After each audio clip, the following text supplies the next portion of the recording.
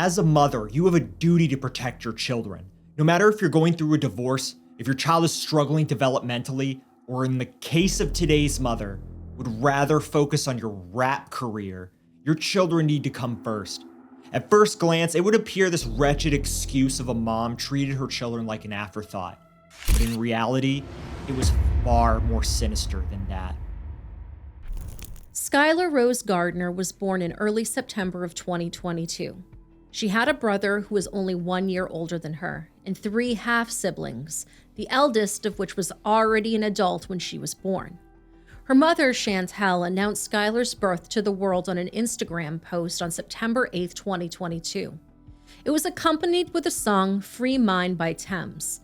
She captioned it, "God gave me something I never knew I needed. She brings peace to my crazy world." It was accompanied with the hashtag premature awareness, indicating Skylar was born early. Chantel admitted she felt closer to her older son than to Skylar. She described Skylar as an independent baby and toddler. Maybe it was a trait ingrained early in Skylar's short life. Chantel didn't spend much time with Skylar in the PICU since her son was only a year old when his sister was born and needed a caretaker. Chantel Monet Bouillet was born on November 23, 1991, which makes her 33 years old as of the date of this recording. She worked as an insurance collector for the company Rehab Medical. Her position was remote, but on days she needed to work in person, she had family or friends watch her children. Chantel had aspirations of being a rap artist, going under the names Chantel Monet, Shanny B, and Shanny B Music. She promoted herself on Facebook, Instagram, and YouTube, and released her songs on Spotify and Apple Music. She even had some live performances at small venues and music festivals. Her Indiana criminal records show between 2010 and 2019 that she'd lived in at least 4 different residences, or at least had them as her mailing address. She also may have lived in Atlanta, Georgia for a short time, as indicated from her Facebook profile and a public background check service. Chantel got married in July of 2017 and took her husband's last name, Gardner, as her own. Her husband had 3 older children from a previous relationship, one of which was named godfather to his oldest child with Chantel. This would be the little boy that was born in September of 2021. The following year, they had Skylar. However, their relationship didn't work out, and soon after she was born, Skylar's parents filed for divorce. Chantel met Brian Thomas from networking in the music scene, and the two began dating. He also wanted to be a recording artist and branded himself under the names Beastie or Beastie Armstrong. A police affidavit with Chantel's statement implies that they were an item while the divorce process was ongoing. Like Chantel, Brian had numerous traffic violations on his criminal record, the earliest from 2005 when he would have been just 19 years old. But he also had charges for possession of weed, animal cruelty, and domestic battery. He was found guilty for the possession charges, but animal cruelty and domestic battery were dismissed. You heard that correctly. The state of Indiana cares more about smoking a plant than it does for the safety of humans and animals. This is why I hate people. Now, unlike Chantel, he did serve jail time for some of his charges. Chantel lived in the Timber Point Apartments on Newberry Road. By the time this case made headlines, the apartment was disgusting. There's simply no nice way to put this.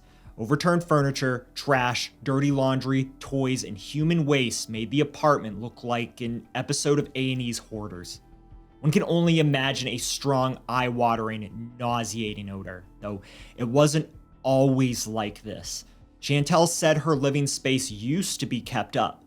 Not pristine, she had 2 young children after all, but it was enough that she wasn't embarrassed to have guests over. Her apartment was the primary meetup spot for her and Brian. It was convenient since she could still be there if her kids needed her. When her divorce was finalized on August 2nd, Chantel was living in Indianapolis while the children's father lived in Cincinnati, Ohio. Her now ex-husband was disabled, so he gave Chantel full custody of the kids. He did not think he could provide or care for the children the way they needed and deserved. He had tried multiple times to visit Skylar and her brother, or at least speak to them over the phone. Chantel made excuses or ignored him entirely. Though Chantel's ex-husband couldn't travel to see his children as often as he wanted to, his older children could. The final time they saw Skylar, they told their father that she and her brother smelled like urine. A close friend said Chantal developed postpartum depression after Skylar's birth, which only worsened with the stress of her divorce. Chantal alleged that in July of 2024, she contacted her ex-husband. She was so overwhelmed that she asked him to care for the children. She even offered to send him money, but he did not take her up on the offer. One day, she stopped picking up after herself and her children. Between July and August of 2024, the mess became too much for Chantal to handle, so she stopped trying altogether. This extended to her children's daily needs. As the days went on, she gave them fewer baths, diaper changes, and meals. Chantal said she began leaving her children unattended as early as October of 2024. She said the first times were when she met with Brian Thomas in the apartment parking lot. She could spend alone time with him and regularly check on the children. Brian asked where Skylar and her brother were during these meetings, and it's unclear if he knew they were unsupervised at this time or if he thought there was a responsible, trusted adult in the apartment with them. Now, Chantal's son, who is autistic, had a habit of smearing his own excrement on the walls, and she stopped caring enough to clean up after him. Gradually, it accumulated until the smell filled the apartment. Chantal was under the impression that what her son was doing was normal, that he was cleaning up after himself in his dirty diapers the only way he knew how to. Of course, a visit to the doctor or even a minute on Google would tell her that this is not normal. Scotolia, the medical term for this behavior, is rooted in sensory, medical, behavioral, or psychological issues. At best, he knew it would get his mother's attention as he couldn't speak. And at worst, he was in pain or extreme discomfort. Either way, Chantal did not answer her son's clear call for help. Chantal soon made quick trips to the grocery store or to pick up takeout while leaving her children home alone. In her mind, she would be back at home soon enough. She claimed her children could be difficult and she would rather avoid public tantrums if she could. Chantal wasn't in denial that her apartment was disgusting. She knew, and one day she decided she just couldn't take it anymore. The obvious solutions would be to either clean it out by herself or with help, or to relocate altogether. She chose the second option, but she didn't think that she should bring her children with her. She could be gone for hours, even a day or two, before returning to check up on them. She turned on YouTube to keep them entertained. Children particularly loved the channel Ms. Rachel. She basically treated them more like houseplants instead of the vulnerable children that they were. Chantal visited the apartment inconsistently to drop off food for her children and would clean them once a week or less. Skylar was said to have human waste caked into her hair, and Chantal would clean her daughter off in the apartment's shower. Skylar also constantly had severe diaper rash and possibly even an infection because she wasn't changed often as she should have been. Soon, Chantal realized she couldn't leave her children with family and friends or take them to the doctor. Someone would see their mistreatment and she would be ousted as a bad mother. She didn't even get her furnace repaired when it broke down, since the apartment maintenance team would see what had become of the living space. She instead borrowed a space heater from a coworker, and she figured that would solve that problem. She planned her visits home when she was expecting phone calls from family. She knew they would ask to speak with her children. She was ready to honor their requests, but would never plan in-person visits. By all accounts, Chantal was well aware enough to know that she would get in trouble, but it was not enough for her to fix her mistakes before it was too late. It seems she was more worried about herself getting caught than the welfare of her own children. While Skylar and her brother were hungry, cold, and stewing in dirty diapers, Chantal began to routinely spend the night at Brian's apartment. Brian's brother, who lived with him, estimates that Chantal visited 3 to 5 days every week. He knew Chantal had children, but he only saw them a total of 3 times. The final time was when they visited the apartment in December, celebrating Brian's 39th birthday. He said the children seemed fine. He did note that their feet had a red discoloration. Now, on January 25th, 2025, Chantal's friend, known only as LA, invited the family to join hers for a day of fun at Chuck E. Cheese. LA was one of Chantel's go-to sitters before she left the kids completely unattended, but she hadn't seen the children in person since Halloween. Chantel didn't give much of an answer to LA's invitation. In the evening, Chantel arrived at the apartment with food. Only this time, she would be faced with the consequences of her neglect. Chantel entered her apartment at 6:30 p.m., intending to give her children their dinner, or so she said. Her son came when she called, but Skylar did not respond. Chantel searched the apartment for her daughter, only to make a grim discovery. Chantel found Skylar underneath a dresser. She was in a state of rigor mortis, the stiffening of muscles after death, which can start 2 hours after a person passes away and last up to 2 days. She was covered in bruises, frostbite, and bite marks. One of these bite marks is theorized to be from a rat gnawing at the 2-year-old's body. But Chantel didn't call emergency services right away. First, she changed Skylar out of her dirty shirt and called Brian.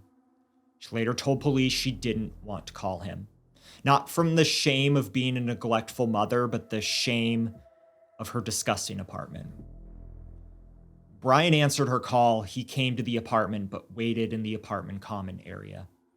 When Chantel finally called 911, police and firefighters arrived within minutes. The moment Detective Caitlin Harris entered the apartment, she was hit with a strong, repulsive stench. She couldn't even see the floor as they navigated the residence. An affidavit described the environment in detail. And I quote, "Upon entry into the apartment, Detective Caitlin Harris was hit with an overwhelming smell of feces. The apartment floors were covered in human feces, garbage, chicken bones, fast food bags, opened barbecue sauce containers, clothing, toys, other debris, knocked over furniture, and household items. The floors were littered with the above items, and more to the point, Detective Harris and crime lab technician Blakely Watson had no choice but to step on the items as they were walking through. Multiple areas of the walls were covered in feces, what appeared to be barbecue sauce, and other unknown substances, including a baby crib and mattress that had feces layered on them." Inside of the apartment was also cold, reported to be between 46 to 51 degrees Fahrenheit. The accumulation of spoiled food, trash, sharp objects, and human waste was so bad that investigators would later determine the apartment to be a biohazard. While the scene seemed to suggest that Skylar was crushed underneath a dresser, investigators were doubtful that truly happened to her. Now, Skylar was small, but the dresser was remarkably light. They did not think the dresser alone killed Skylar. Their suspicions only grew after Skylar's brother was examined at Riley Children's Hospital. Medical professionals said he had many overall signs that he was severely neglected. It's reported that Skylar's brother was possessive of the hospital food that he was served. He devoured it desperately and had a strong emotional reaction when someone tried to take away his plate. He ate so fast that nurses stepped in to get him to slow down. His stomach was distended from being so constipated, and his feet were swollen. He also had scars from hyperpigmentation. When Skylar's father was told that his 2-year-old daughter was no longer in this world, he crossed state lines that day to help the detectives. He told them he hadn't seen his children in person since Thanksgiving of 2024. He tried to speak with them on the phone through video calls, but Chantel only let them speak once. The last time Skylar's father spoke with her, she was cuddled up on her mother's chest, drifting to sleep. Skylar was one of 4 Indianapolis children who died in January of 2025. One of these children, a 3-year-old named Asher Robinson, passed away on January 25th, the same day that Skylar did. He was pronounced dead at Riley Children's Hospital, the same hospital Skylar's brother was taken to for evaluation. The similarities are striking. A probable cause affidavit was signed by Detective Caitlin Harris on January 30th. It details the night police were called to Chantel's apartment and the following few days of investigation. With this, we can build a timeline of events after Skylar's passing.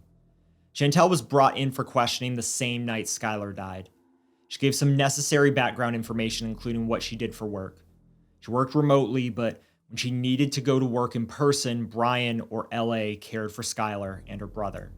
Detective Harris noted in the affidavit that Chantel's timeline changed throughout the questioning. Chantel eventually settled on a series of events, which was recounted in the affidavit. And I quote, Chantel said that since December 9th, LA had only watched the children 3 times. She said her son needed a haircut, so she took him to Brian's residence where she dropped him off. Once home, she became anxious and needed a break, so she took Skylar inside and returned outside to sit in her car. She said she went back inside and began looking for Skylar, who she later found underneath the dresser in the kids' room, lying on her back in front of the TV stand. She said she called Brian and 911, performed CPR, and then carried Skylar outside to her car just as the Indiana Fire Department was pulling up. However, Chantel backtracked again. She didn't drop her son off with Brian. He was in the home and came to the door when she arrived. Skylar didn't come running to greet her as usual. Chantel said she just knew that something was wrong. She said she found Skylar motionless under the dresser. The affidavit reads, she said Skylar didn't deserve that because it was like adding insult to injury. When questioned by police, Chantel said she knew what she was doing was neglect, but she insisted she never physically harmed them or committed any acts of SA, as if that's the only way you can harm your child. She said she understood why leaving children alone was dangerous if they were unsupervised, but I don't really feel she actually got the weight of what she was doing.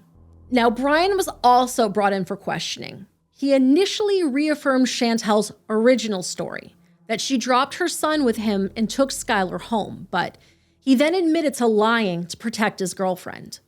He told detectives Chantel spent many nights in his apartment without her children present.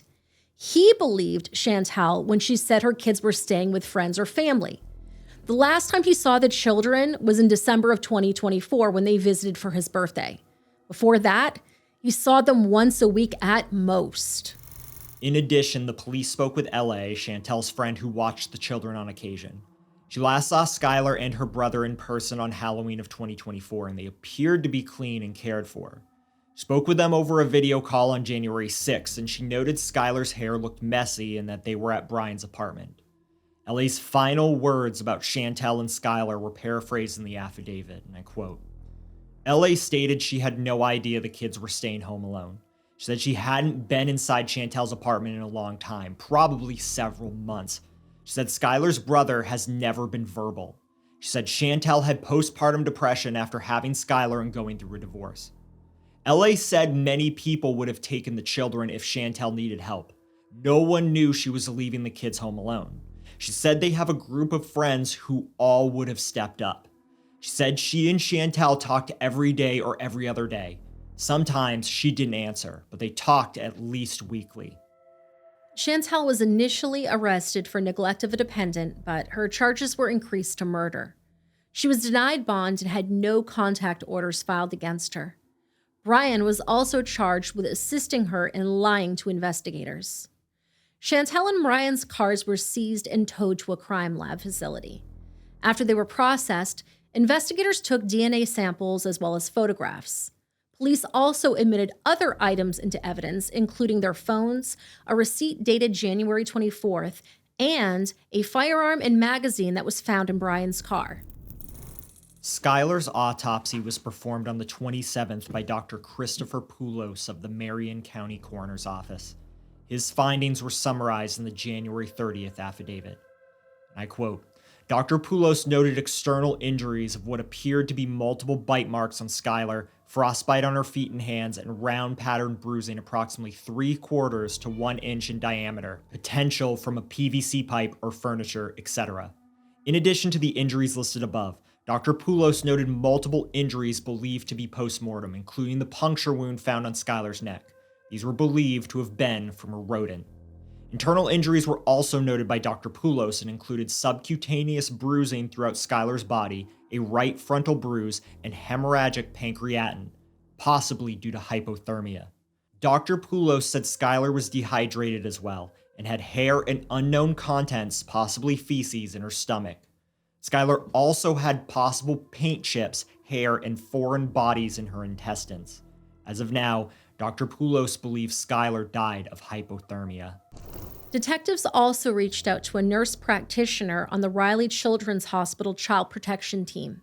They learned that the bruise patterns on Skylar was suspicious for non-accidental trauma consistent with inflicted trauma, meaning there was little chance that Skylar was injured by accident. While Skylar's brother was starving and in need of medical attention, the nurse practitioner eventually noted that his hair was recently cut and his nails were trimmed. The boy displayed signs of underdeveloped cognitive ability and gradually warmed up to the medical professionals treating him. On January 28th, Brian's brother spoke to the detectives. He said Chantal spent at least 4 overnight visits in the apartment between January 19th and 25th. He worked nights, so they saw each other as he was returning home and she was leaving for the day. The children were absent, but Chantal acted perfectly fine. He didn't ask her directly where the kids were, but Brian told him they were being watched by one of Chantal's friends. On the 29th, detectives met with Chantal for a follow-up interview. She's being held in the Marion County Adult Detention Center. Chantal gave more detailed descriptions about her hands-off parenting. She defended herself by saying it was easier to leave her children at home than take them with her because, according to her, they weren't the most well-behaved. She was convinced Brian could smell the apartment on her as well, but was too polite to say anything to her face, so she didn't even return home to shower. She came back to clean the children once a week, give them food, and when she was expecting a video call, because according to her, she knew they were only calling to speak to the children. Chantal also explained her apartment's furnace wasn't working, hence the space heater in the living room. She said she knew if she reported the furnace to apartment maintenance, she would be outed for the neglect of her children and for the biohazard that was in their living space. Chantal's follow-up interview displays her as self-aware and rational enough to know she would face consequences if she was caught, and I quote, "She explained that the smell became overwhelming inside the residence, so she stopped taking the children into public because of their odor from the residence/environment. In addition, she explained she stopped taking the children to their doctor's appointments due to their hygiene and smell. She said she understood the potential consequences of her improper care. She was aware of the consequences of them reporting her to Department of Child Services and/or taking the children away. Chantal said she knew/understood the consequences of what could happen while leaving a 2- and 3-year-old child alone." Police Sergeant Nicole Flynn said to the Indianapolis Star newspaper, "No child's death from unnatural causes is ever acceptable. Each investigation is heartbreaking, whether a crime is involved or not.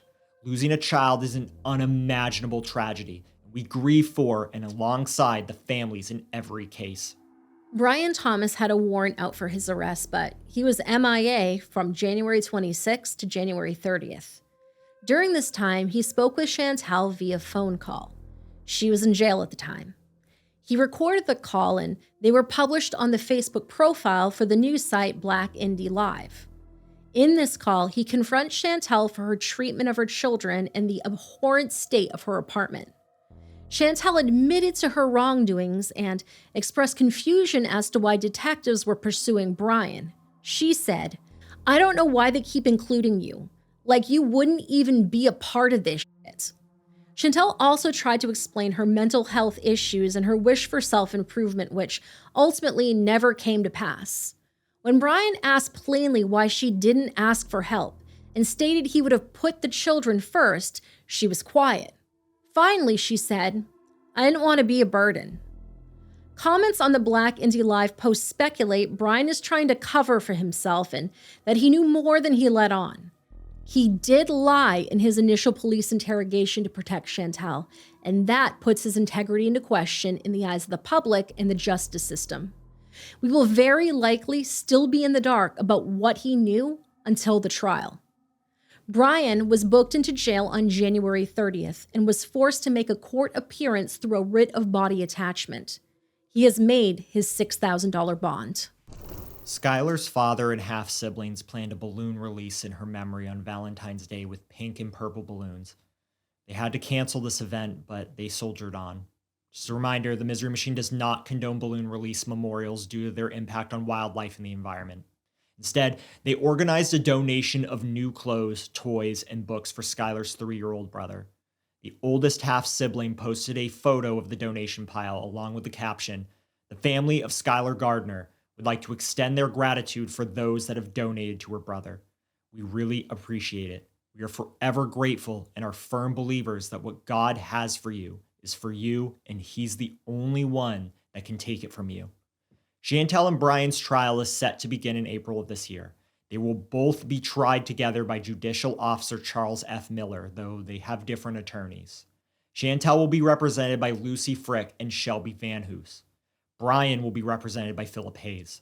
4 attorneys are set to represent the state of Indiana, prosecuting both Chantel and Brian. The maximum penalty for Chantel's crimes is 40 years in prison and a $10,000 fine. If she is convicted, she would be in her 70s upon her release. Since Brian faces lesser charges, his sentence will be lighter if he is served one at all. As always, both of the accused are considered innocent until proven guilty in a court of law. As of the date of this recording in February of 2025, there is yet to be a funeral service or public obituary for Skylar. As there are no recent developments, her story has not received further reports. As with many active true crime cases, her name and story will be reported again during Chantel's trial, but we will have to wait and see to what extent. We hope that justice will be served and that Skylar's brother is in a much safer place now, free from the filth and neglect that took his little sister from him.